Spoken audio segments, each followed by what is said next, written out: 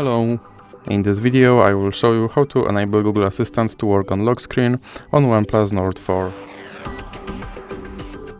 So you have to start by opening your Google application, then click on your avatar and now go to settings. Then go to Google Assistant and click on Hey Google and voice match. Now click here on Hey Google and then click on More and I agree, More and I agree. Then click on Next. Then click on Retrain Voice Match Model. Okay Google, what's the weather tomorrow?